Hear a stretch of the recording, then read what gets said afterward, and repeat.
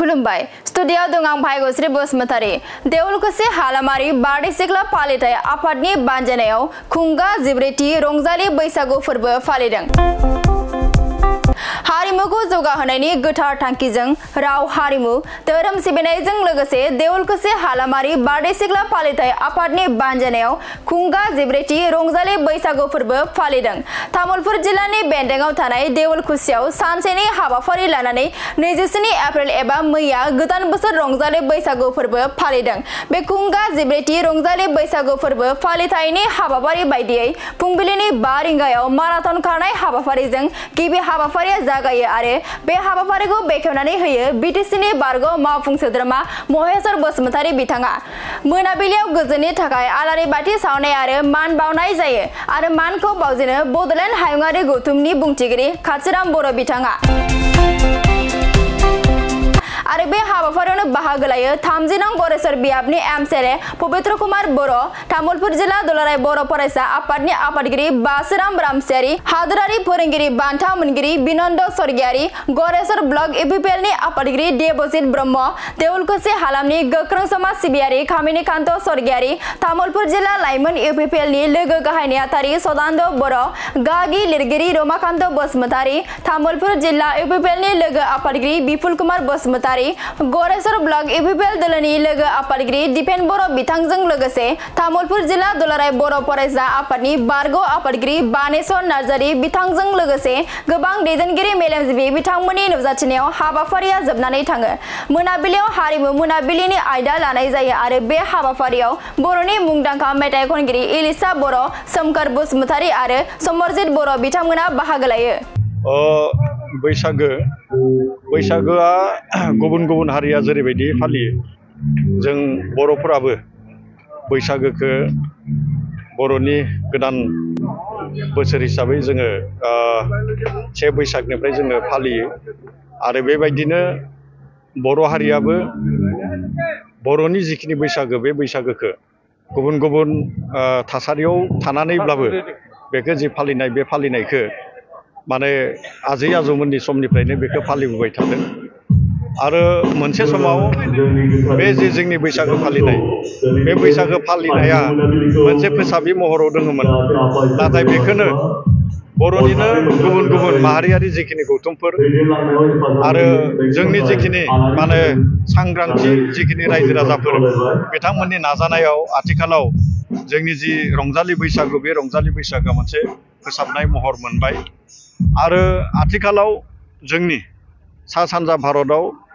आसामनि बाहेरायाव थानाय भारतनि बाहेरायाव थानाय बर'फोराबो बे बैसागोखौ फालियो, नेपालाव फालियो, बांलादेशआव फालियो, बेबायदिनो गुबुन गुबुन हादोरावबो बैसागोखौ फालियो आरो जों आसामाव थानाय जोंनि बिटिआर ओनसोलाव थानाय माखासे ओनसोलावबो बैसागोखौ गुबुन गुबुन हाबाफारि लानानै बैसागो रंजालि बैसागो फालिनाय जोङो बेखौ नुबोबाय थादों, फालिबोबाय थादों।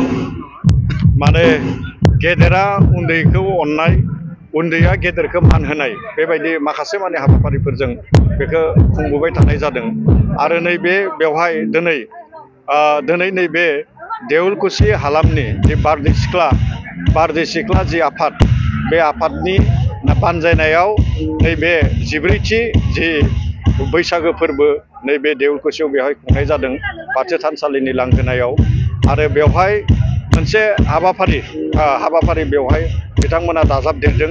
बे हाबाफारियानो जादों मा बुहुम सान्थिनि थाखाय जायखौ जोङो जुदि गुबुन बा एसामिस सोदोबाव जुदि बुङोब्ला बिश्व सान्ति, बे बिश्व सान्तिनि थाखाय बेवहाय आलारि बाथि सावनाय हाबाफारिखौ बेवहाय खालामदों आरो बेनि अनगायैबो दाखालि बावैसो जोङो मोनथिगौ भारतआव जि उदखारिनि गाग्लोबनाय बे उदखारिनि गाग्लोबनायाव जम्मु काश्मीरनि जे पेहेलगाम बे पेहेलगामाव माखासे माने सुबुङा जिउ खोमानानै लानांदों आरो जोंनि बर'निनो सासे मुंदांखा महरगिरि फैलाव बसुमतारी जायखौ माने बेहेरबारि आउटपस्टआव बुसुदा होननानै बुङोमोन, बिथाङाबो अबथिरा जिउ गोमानांदों।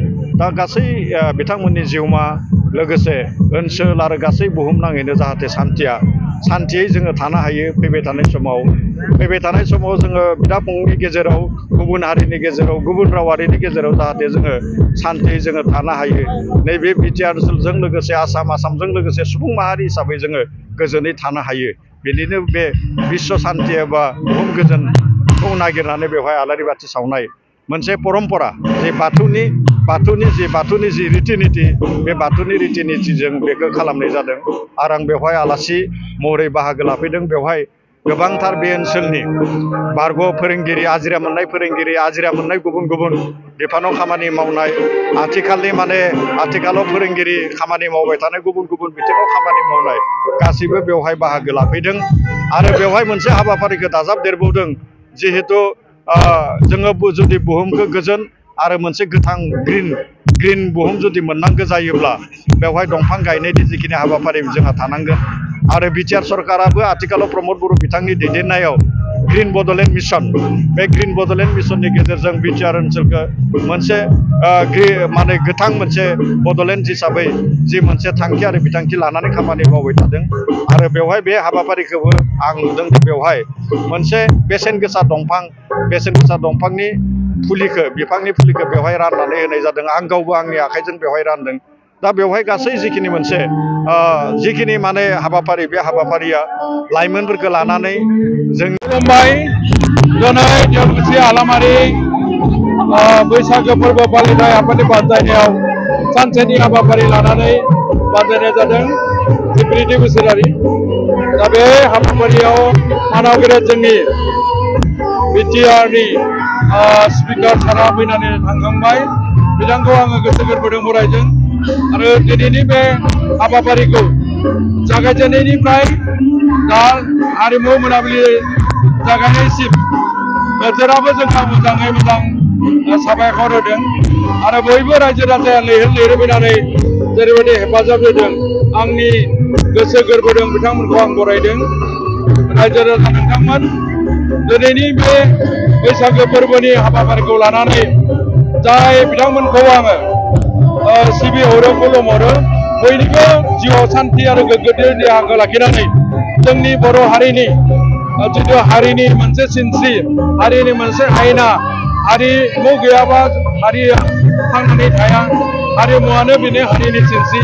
बेनि थाखायनो आङो गोसो गोरबोजों हारिमु सिबियारि रायजो राजाफोरखौ बरायदों, सिबिदों। आरो फैबाय थानाय दिनाव जेबो जेंना जेंसि जायालासेनो जिउ दैदेननायनि लामायाव जों दावगालांनो हायो, आं बेखौनो खावलायबाय। बर' हारिनि जिथु हारिमु, बे हारिमुवा दिनै फिसा जानानै गैया। दिनै जोङो GI हिसाबै मोननो हादों। जोंनि जानाय लोंनाय, मावनाय दांनाय, दामजुनिफ्राय हमनानै जेरैबायदि खाम, जथा, सेरजा, सिफुं आरो लोगोसे नाफाम, नारजि, अनला दाउ, बेफोरबायदि माखासे जानाय आयदायाव जोङो GI मोननायनि थाखाय हारिमु आयदानि दैदेनगिरि बिथांमोनखौ आं बरायदों। आरो बिटिआर सरकारनि दैदेनगिरि लोगोसे गाहाय मावफुं सोद्रोमा बिटिआरनिसिम बिथांखौ आङो गोसो गोरबोजों साबायखर बावदों।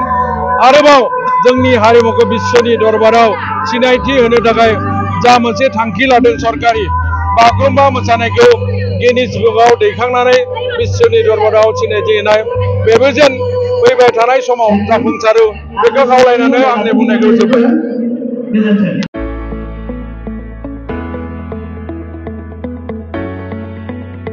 मोनसे गोजोनथाव खौरां।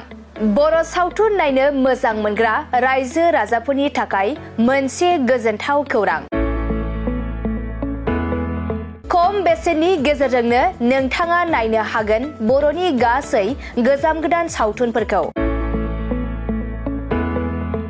बर' सावथुन नायनो थाखाय ओंखारदों मोनसे आंगो स्ट्रिम एप। बे आंगो स्ट्रिम एपखौ नोंथाङा नोंथांनि मबाइलाव डाउनलड खालामनानै खम बेसेनावनो बर'नि गोजाम गोदान गासै सावथुनफोरखौनो नायनो हागोन। लोगोसे फैबाय थानाय समावबो बड' वेब सिरिज डकुमेन्ट्रिज बायदिफोरखौबो नोंथाङा बे आंगो स्ट्रिम एपनि गेजेरजोंनो नुनो मोनगोन। बेनि अनगायैबो बर' सावथुननि दिहुनगिरिफोराबो बे आंगो स्ट्रिम एपआव गाव गावनि सावथुनखौ आपल'ड होनो थाखाय खौरां लाहरनो हागोन। आरो जाय बिथांमोननि सावथुनफोरा इउट्युबाव पाब्लिश जायाखै बिथांमोनाबो बे एपआव आपल'ड होनो थाखाय खौरां लाहरनो हागोन। बेनिखायनो बर' सावथुननि दिहुनगिरि बिथांमोनहा गाव गावनि सावथुनखौ बे आंगो स्ट्रिम एपआव आपल'ड होनो गोसो दंब्ला नैबे 7086320938 जानबुं नम्बराव खौरां लाहरनो हागोन।